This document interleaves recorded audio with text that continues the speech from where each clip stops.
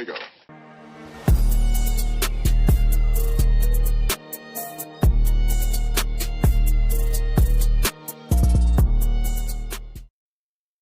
Hey guys, welcome back. Another episode, Backcountry Podcast. As normal, it's me and Nick. Howdy. And this week we got on Jordan from ArcticFX. What's going on, man? How you been? Pretty good. Couldn't be better. Good. Glad to have you on. I know this is kind of your busy season, so appreciate you taking some time and jumping on and chatting it with us, you know? Oh yeah, no problem, man. We're coming down off the slope here, so gotta free about 2 minutes per day. So Yeah. You're by far the earliest in the day podcast we've ever done. Normally everybody's like, hey, I'm available after like 5 or 6, but you're like, hey, before 4. Well, which is fine because this actually works out so we don't have to mess with the lighting, and at least on my side. So I'm like, this is perfect. I don't have to turn on certain lights and mess with things to make it look good. So yeah, right on. Well, I can go grab a beer out of the fridge if you want it to feel like it's later. I mean, it's totally up to you. So, first question that we ask everybody that comes on the podcast: what was your first snowmobile? 2002 Polaris Edge 700. Yeah, So XC 700. Yeah, Yep. trailing arm sled. Yep. I had one of those. It was a pretty good sled. It was a rocket. Yeah, they moved out pretty good for a 700. Yeah, a buddy of mine, well, I'm from Petoskey originally, right? So as kids, we screwed around with snowmobiles. You know, your buddy had one, whatever, buddy's dad, but never really got into it after I moved down here to the Detroit area until my buddy Corey bought one and then sold me his old one. So then I started riding with them, and the rest is history. Yeah, one thing leads to another, and Exactly. yeah. So I'm pretty sure a lot of people know who you are, but just in case they don't, because we got a lot of listeners actually, which is awesome. Who's Jordan Yankee, and how did ArcticFX get started? Jordan Yankee is originally from Petoskey, moved downstate Michigan when I was about 15, went to high school down here, dabbled in college pretty much, didn't go to college, and then landed a job at GM and started estimating weld tools for a living. And I was a contractor into GM. They would only hire people with college degrees. But anyway, worked for them as a contractor, and then actually started this in 2004, 3-4 model year when I bought my first Firecat. And in my opinion, the green with the orange flame 2004 was probably one of the ugliest sleds ever made. As far as graphics go, I mean, Firecats were cool at the time. Still cool in my opinion, but the graphics were I don't know, maybe they did them on a Friday at 4:00. I don't know. But so that's what kind of got me into it, was going to the Novi Snow Show with a buddy of mine, and he said, the sticker guy's always here, but we need something that will make your sled look cool.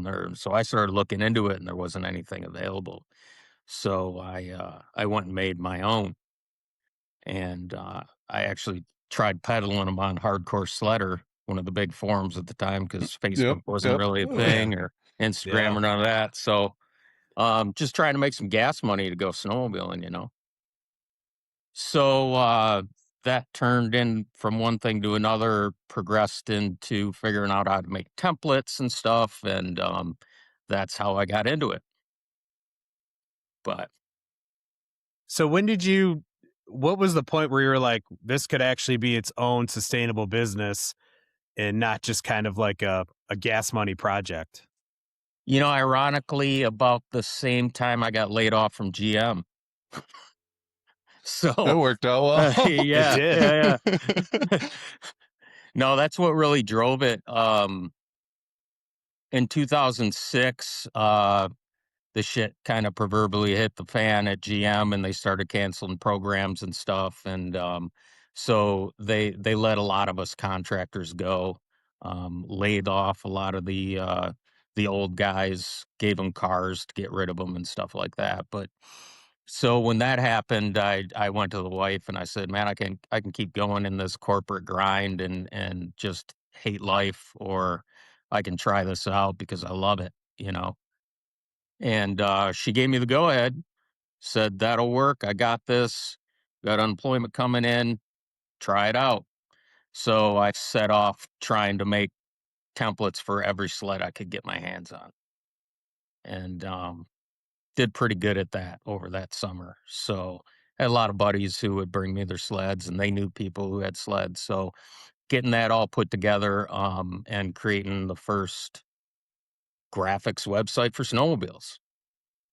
So lot of learning in those years, a lot of figuring it out, and kind of setting the baseline for this segment. Yeah, plus I would assume this is a lot more fun than working at GM, so It definitely, and the personal perks are pretty good too. So yeah, I could Yeah. imagine. So, did you see yourself? I mean, I think you kind of answered this, but did you see yourself stepping into this, or did you kind of it seems like it was almost kind of by fate well, that you kicked this off? it was kind of fate. It was kind of happenstance. It was kind of like tripping and falling into it in a way. Um, all the stars aligned, I guess, that allowed this to happen. But if I'd have listened to everybody else, I wouldn't even try. So I'm glad I did. Yeah, So so are we because I've 2 of your wraps and I freaking love them. And, awesome. yeah, and I wrapped my wife's sled over the summer, and it came out 10 times better than I thought it would, so it just looks sweet. It's sitting out in the front yard, actually, because we went snowmobiling the other night, and I pulled in, and I'm like, "Man, that thing just looks sick." Like, it looks way better than a stock Yamaha Viper, so I'm like, "I'm so glad I did that." That's But, what we love to hear. I always say it's kind of like move into a new house and it's all dirt. You don't have any sod, so one day the guys come and drop the sod down and your yard just looks 100% better. So yeah, and That that's curb exactly appeal. it. yeah, Exactly. Yep. yeah. Yeah. What were some of the what were some big challenges that you ran into when you were getting this off the ground? Um, Figuring out equipment was a big challenge because I was in my basement at the time, so I couldn't fit a large format printer down there. So I had to. Fortunately, I had a lot of help because at the time I was taking it to a shop, the designs to a shop, and having them print them out for me. And they just happened to use this printer called the Gerber Edge, and it's basically the size of a large laser printer that you'd see in an office. So it kind of, with the equipment that was available at the time, it kind of meshed perfectly with what I was trying to do. Um, and so that's kind of how it was born. Is like, oh, I can make this happen and not have to go, pay a lease on some space. I can actually make this happen here. So once I got it all figured out and built the shop down there and stuff, uh, I was able to hire my first employee in 2008. So that's when things really started cooking, when you get your first person and then have to Yeah, hire things are another getting one in 6 months and on and on and on. So, yeah, um, yeah, things are getting serious. things are Yep. getting serious here. Yeah, Yep. Yep. Were you installing at that time or just designing and selling? just designing and selling. Yeah, yeah. When did you guys start doing the installs? When we moved in here. Oh, So I do a few here and there in my garage just for like something for marketing or whatever, yep. a local racer or whatever, something I can get good shots of or a new model and things like that. But for the most part, I just said no. So, I mean, Understandable. at the time, we really we started this and built these things and designed them and engineered them so anybody can put them on themselves with a little bit of time. And part of Yeah. that's choosing the right material and whatever, but, so that's just kinda how we put it, you can do this yourself, it's DIY, you don't need Yep. an installer, Yep. and, over the years, it's really turned into most people want one because of the time involved, if you got money, 600, $700 laying around, burning a hole in your pocket, and you wanna buy a wrap, you probably got a 4 or 500 extra to not spend the 6 hours it Mm. takes to do, so a lot of people Yeah. like that, and kudos to all those installers out there, promoting us, so. Awesome. Yeah. What separates you from, other wrap companies and graphic design companies out there? Um, I would say, first off, our policies, our returns and exchanges policy, things like that. Uh, Second, I would say communication. We actually answer the phone, we actually answer That's emails the that's same huge. day, things like that. So, Yeah. and these are just going off of things I've heard from people who had a bad experience elsewhere that I don't want to happen to me. So, Been there, done that, definitely. No, that Yeah. makes a huge difference when you're excited about getting something done and having communication with the company can make all the difference in the world. yeah, being upfront with the communication is that's the first key to success for me is just being there. So and doing what you say you're going to do and honestly doing it. So that's kind of how we built this whole thing around just those core values. Yeah, it's crazy how long of a ways that good customer service will go because even if you just hey, let's say we made a mistake, we messed up, we'll make it right. We like you to your point, we keep the communication open with the customer. Most people are more understanding and tend to be less mad when you just keep them informed and say, "Yeah, this is what it is and it will get you taken care of and that's it." Okay, done. That was easy instead of having a fight with somebody and that's where people get really pissed off.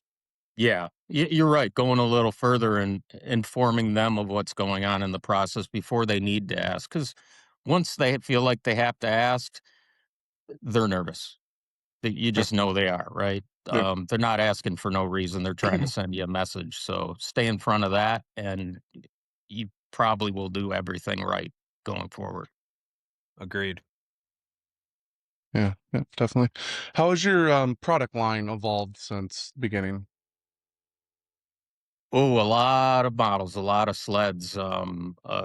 We've become experts at templating. At least I feel like we're experts now. I think I probably felt like I was an expert then, and looking back, going, what an asshole that guy was." you know. So we've come a long way trying to capture every single nuance of every snowmobile out there. Most people look at a sled and they go, "Oh, well, that's a Matrix mountain sled, that's a Matrix trail sled," or maybe they don't even know. There's so many subtle differences between the submodels and all that, and that's one thing we do different at Arctic Effects is we try to provide every unique little model difference from the factory and serve it up as a submodel so that you're looking at exactly what your snowmobile is. Um, there's always certain things that you can't show or things that kind of mesh and you take care of it behind the scenes, but for the most part, that's what we try to do. So, getting into the nuts and bolts of models has been a struggle, but it's something we're really drawn to as something that the public needs to see. Yeah, and I imagine if someone can see their exact model with what their wrap's going to look like on it and get that visual representation ahead of time, they're going to be so pumped just to be able to see it, what their sled's going to look like versus, just a generic Polaris or a generic Ski-Doo. Yeah, exactly. I mean, you can get away with it with dirt bikes, but snowmobiles is a different story in my opinion. Yeah, So, yeah, a Yeah. lot of little changes on them for sure. yeah. Yep. You want to walk us through like a wrap going from like concept idea to design to finished wrap product? Yeah, it can be a struggle and it can be easy as pie.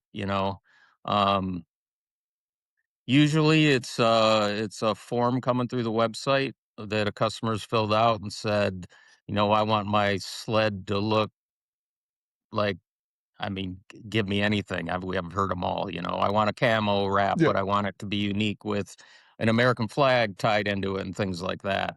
A lot of times they'll send us an image, which is great because it gives us a starting point of what kind of style they like. Yep. So that's usually how it starts. A lot of times it's just make me something sick, and there's no information at all. You Yeah. try to Yeah. pry that information out of them as much as you can, but sometimes it's just make something cool. So we like doing them both, but it's certainly quicker to have the information. So we will bring up the model in a kind of flattened 2D view of the template, and we'll start laying out the assets on the mask. And once we get it all tweaked to the panels and the different areas that maybe aren't going to line up perfectly, we'll do some key stuff to make that stuff not noticeable, and then we'll send the customer a proof. And once it's approved, it's real quick to get out to print. So we've got a lot of internal processes down that with software that nests and does this stuff automatically for us, and that's how we've been able to be really quick at getting a job out the door. I think the sled wrapper helps a lot with that because I've had people message me and they're like, "Hey, I want to wrap and I want to have MBD, logo put on it." And I'm like, "Okay." And they're like, "But I kind of want to see it." And I'm like, "Okay, go to Arctic FX." And they're like, "Yeah, but I want to be able to." I'm like, "Yeah, it put in your sled. It brings up a picture. You can put the colors. I mean, it's literally like right there." And they're like, "Oh, really?" And I'm like, "Yeah, you can see, you know, the logos may change, like some of them, like they may not populate, like you can ask for them." I said, "But then they'll send you a proof before they print it. And you can kind of see like, this is what it's going to look like. And then you sign off on it and you're good to go." And the feedback that I hear from people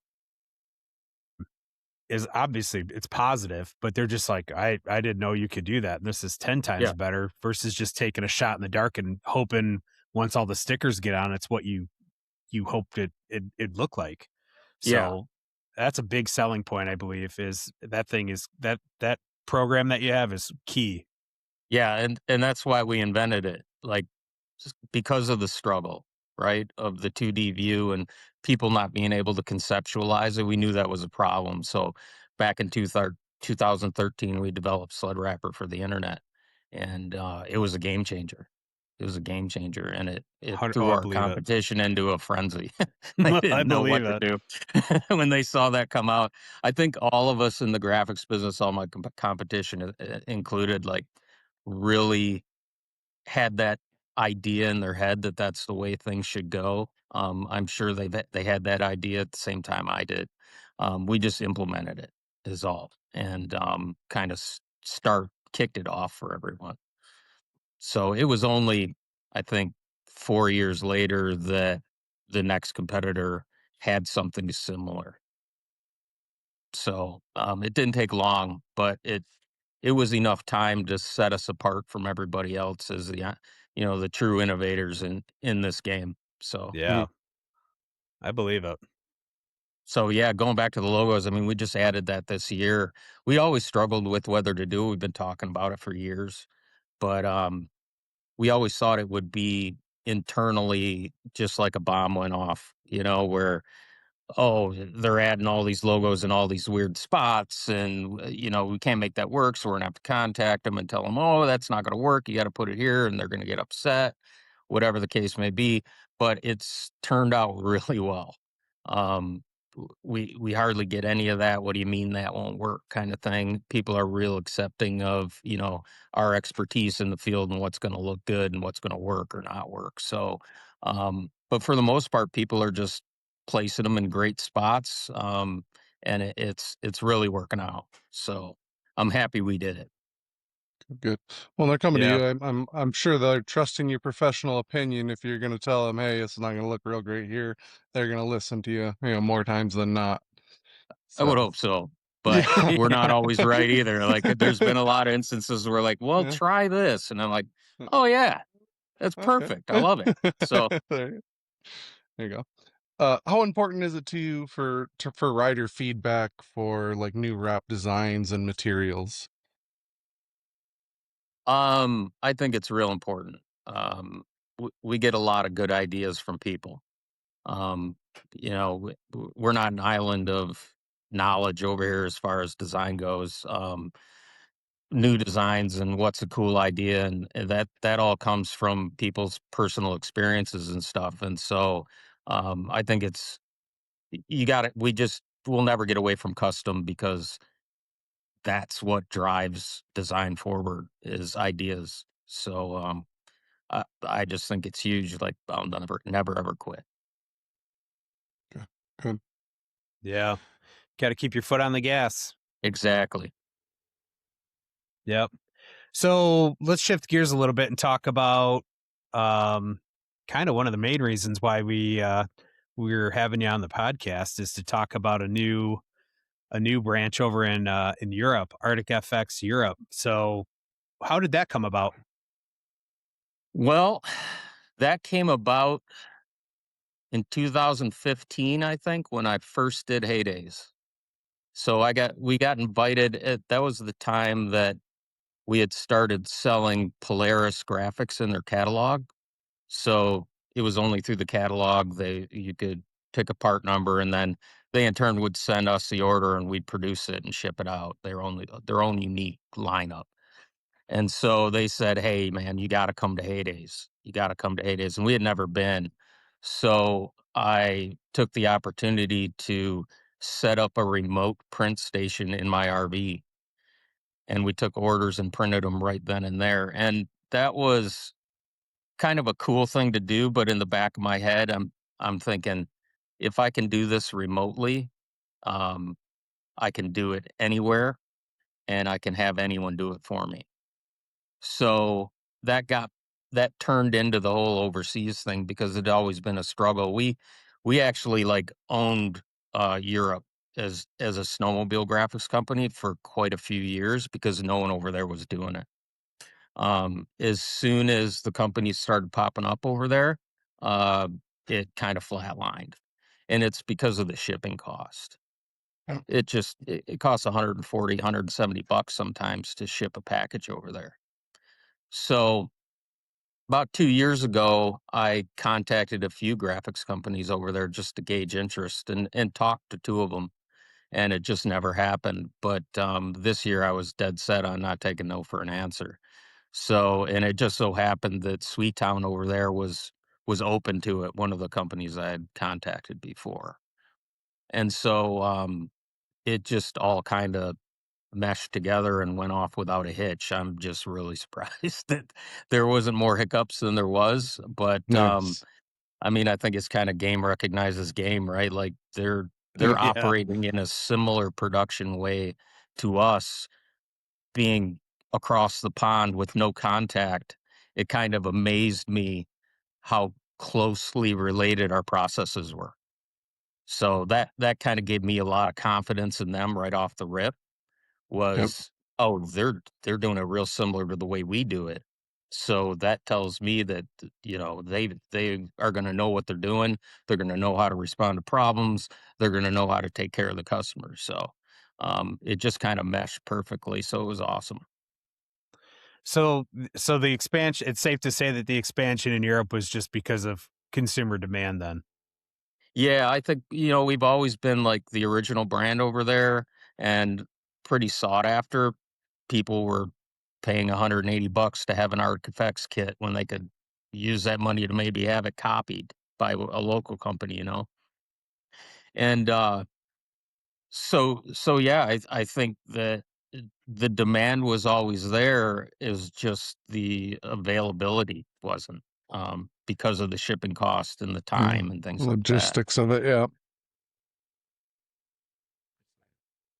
So if are the like as far as like the snowmobile markets between the Europe and US, like do you see any differences like how that affects what you do? I don't really. I mean, there's little nuances. they seem to just love the logos over there. Like, there's just way more logo ads than we're used to when it comes to Hmm. a lot of those, but, that's cool. The passion over there for snowmobiling, um, it's crazy. I mean, as an American in the snowmobiling industry since, 25 years ago, I've seen a lot of passion. Yeah. And those guys over there, I think they might have us beat because they are gung ho for sledding, man. Yeah. They love it. Yeah, no, that's good. I mean, they obviously have a lot of good terrain over there with all the mountains and the snow that they get, and I mean, it makes perfect sense. Nobody wants to be snowed in all winter and not do anything. I So, mean, it's a lot. I think it's utility a lot of the times, because their winters are so hard. Like that's what they use to go to school and things like that. Kind of like they do in the UP for us, right here in Mhm. Michigan. But there's just a lot more of them riding from a very, very, very young age. yeah. You can still have fun on a utility sled. You can. You'd know that. Yes, sir. Yeah, some of the places you've taken your tundra neck and you send me Snapchats of it, I'm like, "What is he doing?" I'm like, "Oh, that's I mean, it's fun," but I'm like, "Wait, he's riding this thing to the top of a mountain." Eh, I'm no like, big "This deal. it's yeah, no big deal. Just another day in life of a tundra." Yep. So, as far as, like, getting things going, and I think you might have touched on this a little bit, but, like, what were your biggest issues other than just some wrap companies not responding and not wanting to jump on board with it? Was there any? I think I can't really speak to that. I mean, I think it was just the timing issue maybe in their business cycle, or, you know, maybe it just took a little more wisdom in the industry and learning things and things going smoother year to year that kinda opened their eyes to, "Hey, this is a possibility." I'm not really sure, Mikhail just said to me, he goes, "It just felt like it felt right this time. It felt it felt like it was doable." So, timing's everything, right? So, ask when it's on your mind. It may be the right time. Ask again, and pretty soon things will happen. Yeah, that's true. I mean, it may not have been a good time for them, or they're just seeing a demand in the market and they're like, "Hey, we could probably do something with this and make it big." And, good for them for recognizing that and jumping on board. And that obviously is better for you and for them. So, Yeah, we did pretty good first year off the bat. I mean, I'm pretty happy with it.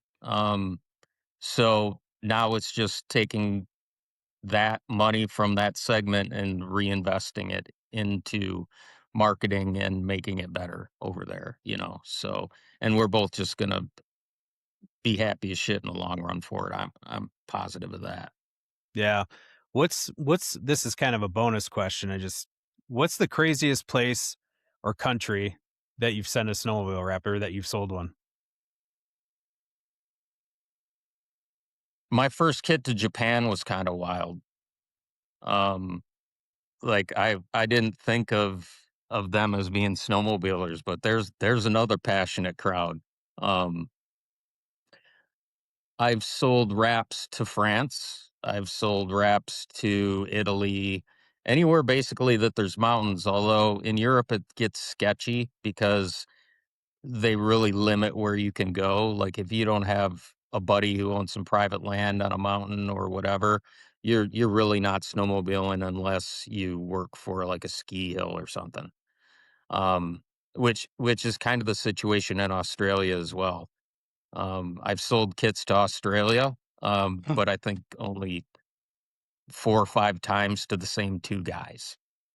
There's just not a lot of sleds there. So, Yep. um, Chile was pretty cool when, they started snowmobiling there not too long ago, really, maybe 10 years ago, with Cesar having his, sled Chile and opening that up with the help of Brant, really opened a lot of people's eyes out there. And so we teamed up with Andy Snow this past year and headed over there with a contest with some winners, and uh, they're getting it down over there. I mean, they're serious. So it's pretty cool to have that opportunity, even if you don't take them up on it, to just know that you could go there one day.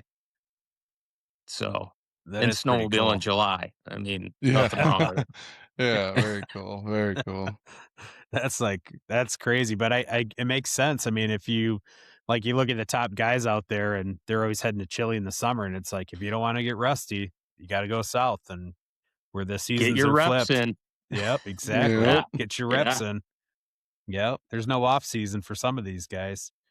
So, um what's the difference between like production and logistics between your US operation and the European operation? It's pretty smooth. The order we started a new website, obviously, ArcticFXGraphics.se, and so all the orders go through there, but they dump into the same processes here. And we both have transparent view of it over there and here. So we'll get the order, we'll do the logos and go back and forth with the customer, business as usual. And then it's just dropping it into an FTP and they pick it up and print it. So, really seamless, you know. So Yeah, you're that's still good to doing all have your it synced. design. Yeah, you're still doing all your design here basically, and then they just print it for you and deal with shipping at that point in time. Yep, and we kept all the returns, exchanges, all that stuff stayed intact. So they're taking care of that over there as well. Cool. Yeah. How do you think opening it up I guess it's kind of like a satellite location. Um what opportunities do you think that's unlocked for you? And then also, what do you think could happen in the future with that? Oof. I mean, we've been hitting the UTVs hard, so I can see Sweet Town expanding into UTVs. Um, there's a lot of exchange of ideas there and exchange of templates, and we're just both pretty open to like helping each other out, you know. So I want to see them do really well because they're supporting me, and I want to do what I can for them as well. So, I mean, sky's the limit. I think we kind of figured out what this segment's all about and how far it can go. So I think it's just about expanding into other areas with them. Yeah. Is UTV ATV a big thing over there, or is it something that's you see trending more, or what? So UTV not so much over there. ATVs are pretty huge, just because of the limited space and stuff. Gotcha. The trails are really tight. The two tracks are really tight. So moto and ATV are pretty huge in Europe. UTV's not as much. Watercraft's a pretty big deal in Sweden and probably most of Europe as well. You know, they're all in the ocean for the most part. So Yep. So are you going to get into jet ski wraps? I could. I've never, I've done the research on watercraft and Michigan, I believe last time I checked, is has the second most watercraft in the world next to Florida, but I hardly ever get asked for them, which is strange to me. Hmm. So, do I need to serve it up and then wait for them to come, or do I go with my gut and go, "Yeah, this isn't something I want to get into. I'm not getting asked for it," because that's Yep. kind of the only gauge I have, you know. And I don't see a Yep. lot of watercraft websites out there who are like really geared towards it. So I don't know. I mean, put it for a vote with your audience. What should I do? Yeah, if you guys There want you to go. see yeah, if you guys want to see Jordan do jet ski wraps, put it in the comments. Maybe we should do a little poll in the Well, comments, there you but go. Yeah, yeah. we can do this new and old Sparks. We can, we've done some old ones. Like I haven't not done them before. I've done a lot of stand up ones. Um, and by a lot, I mean very few compared to like snowmobiles and stuff like that. But it's probably less than 100, easy. Yep. Well, if you ever need a Kawasaki X2 for a template, you let me know because it's my baby and it's still got the original factory white paint on it with some stickers on it. And I've looked at wraps for it, but all the wraps, the only wraps that are out there are like if you're going to race, and they're like number Yeah. plates and they're very basic. But as far as like a custom wrap, it's like finding hen's teeth to get anybody that'll do that. They're like, eh.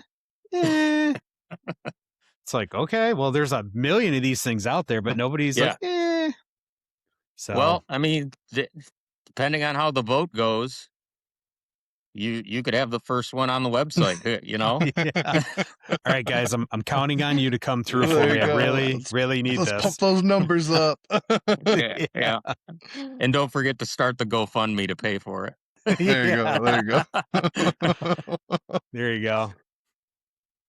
Well, Jordan, what do you think the snowmobile industry needs right now? Um, Families to start snowmobiling together More and a generational good riders? yeah, yeah.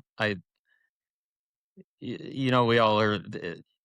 There's everybody talks about this generation or that generation and how now they're just sitting in the basement playing video games and whatnot. And I know there's some truth to that, but I think people would rather be outside by nature. So taking your family out, and I think that the OEMs need to really come to the table with a good entry, low price snowmobile. Not a kid snowmobile, full size snowmobile that families can finance and afford. 'Cause Just a it's really hard to basic, go out yeah, and yeah, I mean, if you go out and buy a family a snowmobiles for the whole family, I mean, you're looking at 100 grand probably today, you know? So, just a family with 2, 3 kids. So, to keep that cost down, to keep people coming into the sport is what we need. Otherwise, who knows? It's gonna fizzle out and die. So, yeah. Agreed. I totally agree on that. If we don't get newer, younger riders involved, kids, keep families in it, then I mean it's just gonna trickle. Yeah. I'm I'm really impressed this year with the younger crowd on the internet, like the 15 to 25-year-olds and how passionate they are about the sport. I mean, I feel it more this year, I don't know why, than I ever have in the past. These fresh guys coming up and making a name for themselves is just they're doing phenomenal work, man. It's really, I think, getting a lot of people back into the hype of it all. Because there was a few years, maybe the past 5 years, where you could kind of feel like the hype was going on a downslide for me anyway. Yep, yep. Maybe that's just because I was getting older. I don't know, but it felt that way. But this year feels energetic. Like you could feel the energy. I think. Yeah, yeah. And I totally, I agree. think with the social medias and everything that we have nowadays, the access to see this stuff is so much more that it gets people in the mood and hey, it gets people in the mood to want to go out and try these things and do these things and stuff like that. Will hopefully help keep some interest in the sport definitely because we had DVDs when I was starting to get into this and VHSs and magazines, and now that it's you can pick up your phone and watch it any second, I definitely hope that brings more younger riders into the sport, definitely.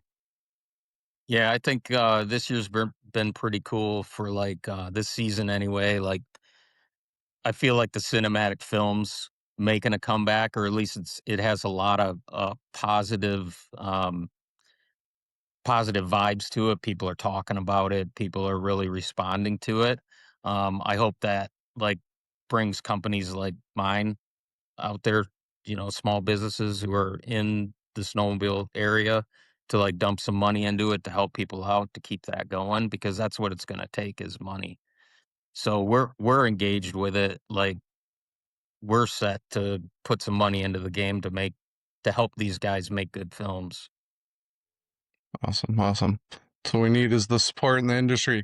Yeah, you got to get back, man, or it all goes away. So It does. And you almost kind of feel like a sense of responsibility. Like we're getting older and we're like kind of stewards of the sport, I guess you could say. yeah, Like, and not just us. I mean, I'm talking everybody that's in it right now.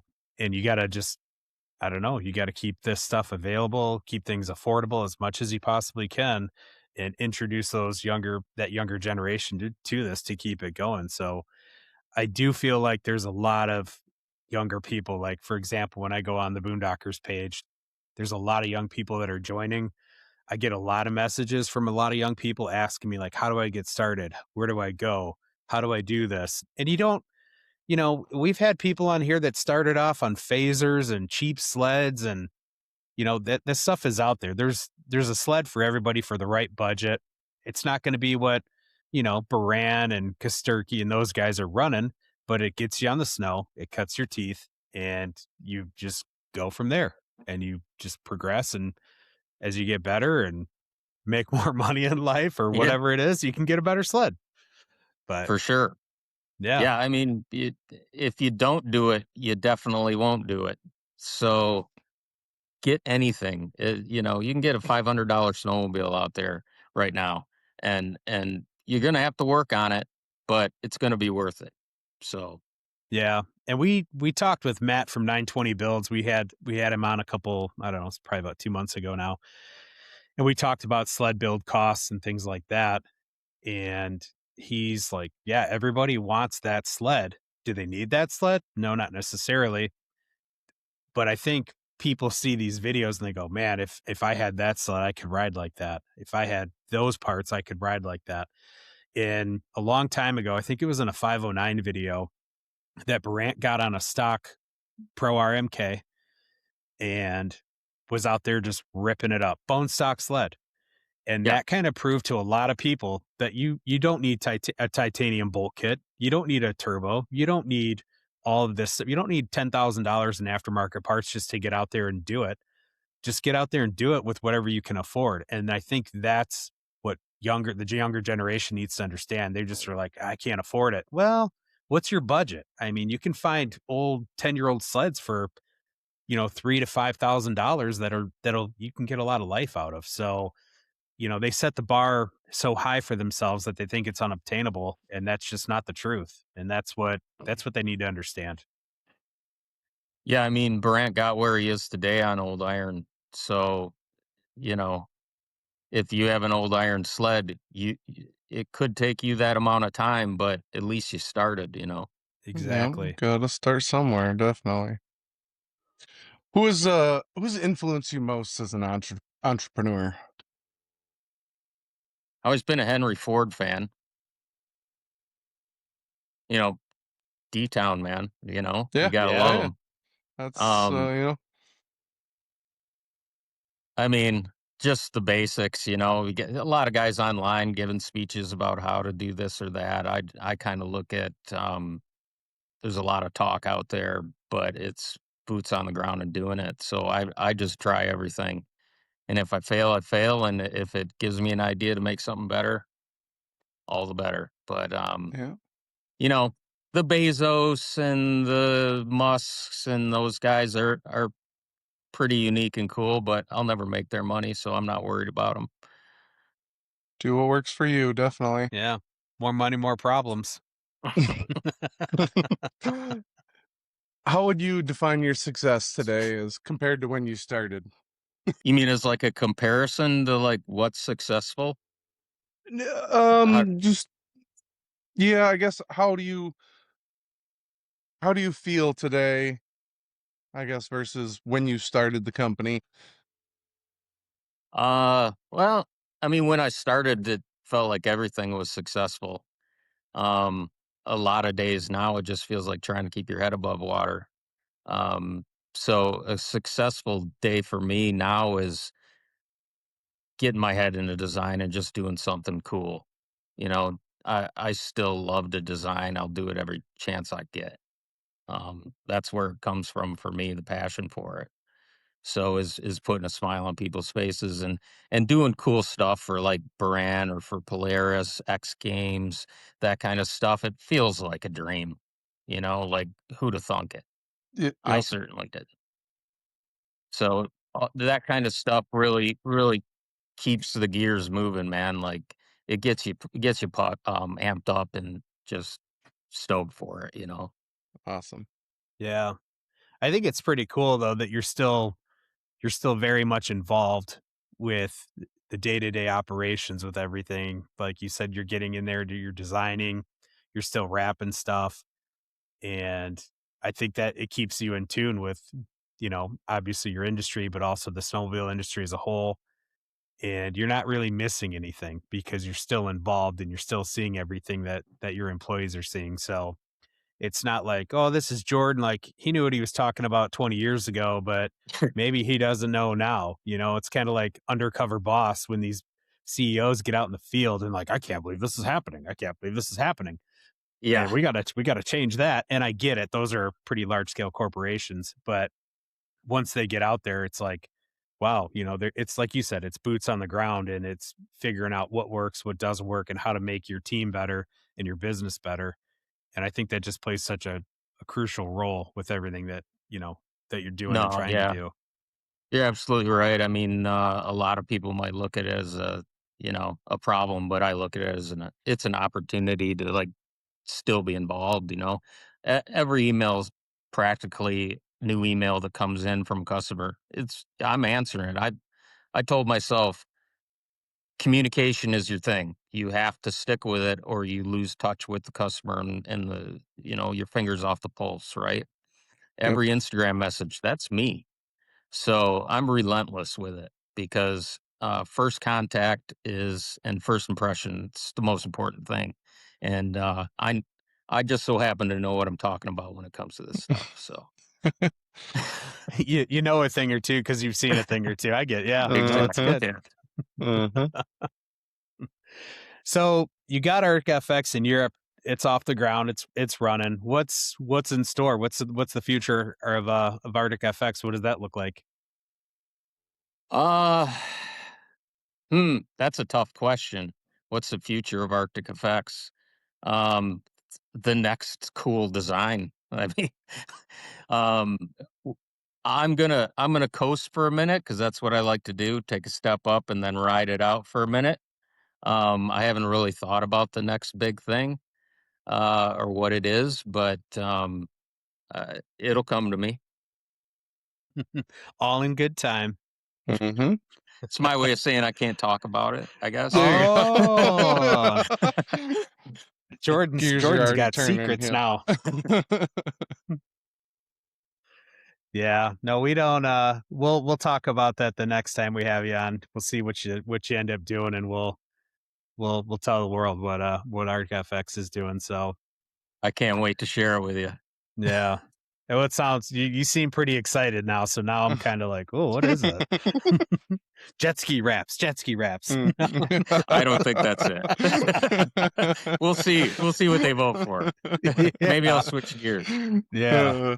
Broaden your horizons a little bit, but Right. yeah. Is there anything that we didn't cover that you want to talk about? I mean, it's kind of an open forum now. Um, well, we covered a lot, I think. I mean, no, I think we're good. Like, yeah, we covered the Europe thing. We covered traveling. We covered, yeah, we covered everything. Can you Nice. think of anything? Not off the top of my head. I think like Mm, you said, I think we I think we we did we pretty got a lot good. of information out of you. Yeah. We're gonna have to come up and tour your new facility because it looks sweet. So yeah, you should come see it, man. We built it out pretty pro. yeah, So it looks awesome. yeah, the last shop was just kind of, right out of my basement, piecemealed together. This one, like we had an architect. So it was a pretty big deal, and I'm still pretty stoked with it. So I think we did pretty good. Yeah, it looks like a place that people would love to work at, Like you walk in Well, there and you're like, this is awesome. should we take a tour? Sure, for our YouTube viewers, Yes, yeah, Yeah. for absolutely. sure. I mean, If I you're got one of these handheld things, but I ain't gonna claim to know how to use it. yeah, Um, no, let's do it. This is awesome. Bonus all right. footage. So there's where I spend most of my time. Just kidding. It's the bathroom. Uh, It's where you find the marketplace deals. Yeah, all right. So I can't figure out how to turn my camera around, but this is a production area. So take you on a walk with me. Sure. Epson printers, This is a S8600. Got 4 of them. Actually got a job printing here.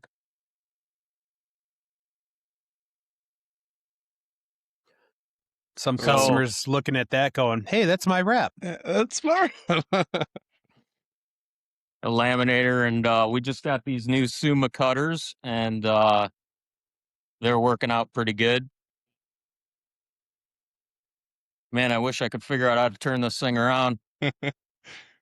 Those There should be those like a little cutters- spinning arrow button, but it's okay. We don't mind seeing you.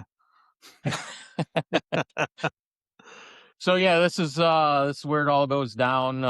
We got our table behind me that we roll the jobs out on and put them in a box over here.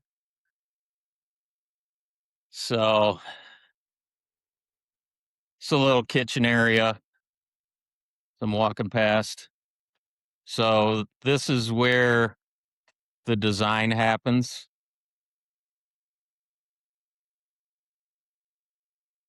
So Okay.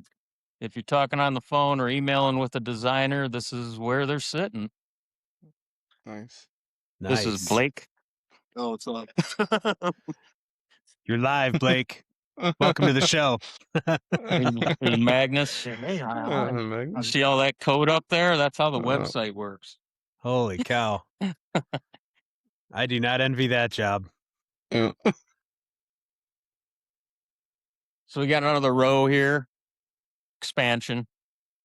If we need it. And then So this y'all is the hiring or what? I don't know. I still need to get up to about $5 an hour, and then I'll hire someone. So here's the entryway, Very cool. conference room, shops back here. This is where we also do a lot of local stuff like oh, here's some cool stuff from the past. Yeah, Snow West. Like the Wall of Fame. Uh-huh. Yeah. So we got those all That's over the place cool. too. Different projects we've done with like Snow West and whatnot. Here's actually the first one I did. One of the first Arcticat Z1 4-strokes turboed in the US. That was back in, I don't even know. If I had my glasses on, I could read it. Many moons ago. Uh-huh. So here's the shop. Got a 1500 Ranger here we're working on. A lot of times there's a trailer in here going on or something, but yeah. That's it, boys. Very Nice. cool. Huge facility. This is, yeah. If you guys are listening and you want to see it, look at YouTube. Yeah, long leap from a basement for sure. Yeah. Yeah. Honestly, I'd still probably be there if my wife hadn't kicked me out of the basement. She said, "That's enough. There's too many people down there. You gotta get your own shop." God. Yeah, it's getting weird now. Get out of here. Yeah. Yeah, it's about right. No, that's awesome, man. We appreciate you doing that for us. That's pretty cool. Yeah, no problem. Yeah, but stop by anytime, man. Doors always open. Yeah. If I get up that way, you're a little bit of a drive, but if I get up that way, I'll definitely I'll hit you up and swing in there. So I'll let you know when I'm coming down there. We can go up together and tour the shop. Are you out west yet, Nick? No, I just got back from Montana, Cook City. Snow was marginal. Supposed to be leaving the 6th for a month-long trip, so I'm hoping they get a dumping between now and then, because right now can't really beat Michigan. Yeah, it's pretty good up there, huh? Yeah, they're off to a slow start out west. It's really weird. I mean, it's what, end of January. January. Jeez. Yeah, they're all stressing out. I guess Colorado got some good snow the other day, but we do a lot of work for Rimshaw, and those guys are looking at the maybe the next one getting canceled if something doesn't break loose. So, Yeah. Yeah. and that's the one I was going to go to. So that's unfortunate. Yeah. Yeah, that is. Yeah, I mean, a lot of businesses, just like in the UP in northern Michigan, a lot of businesses depend on that tourism, those people coming out there to survive. So I hope things turn around for them. But um, we were just out in Centennial back over the new or just after New Year's for a level 1 Avi course, and we were supposed to go to Craig, and it got relocated to Centennial because there was like no snow. There was like nothing to do. Fortunately, it worked out, and we went north. I would say the snow in Centennial was good, but I didn't, it's nothing like what they normally have by this time of the year, from what Yeah. people were saying. But hopefully, it turns around. It's kind of one of those. It's one of those years though that you're like, well, I'm kind of glad we're in Michigan because we don't have to drive as far for great snow. Right. Yeah. Yeah. Just no elevation, but Yeah. Yeah, we can breathe. I can breathe here. That's a bonus Yeah. too. So it is a bonus. So, well, we can wrap it up and we'll let you get back to it, Jordan. You probably got some stuff you got to do before you take off for the day. But man, this A is couple. great. What's that? I appreciate you guys, man. Thanks Oh. for letting me on the show, and love what you're doing. So it's especially cool because it's some hometown boys. So yeah, I love it. Yeah, we're just Appreciate out it. here trying to make it work, and it seems to be working so far. So, but yeah, we appreciate you being on, man. Great conversation, great information, and we'll have to do this again for sure. We Definitely. will. So, Yeah. Well, thank you, Jordan. yeah, thank you, and we'll catch you guys on the next one. All right. Thanks, guys. Take care. See ya.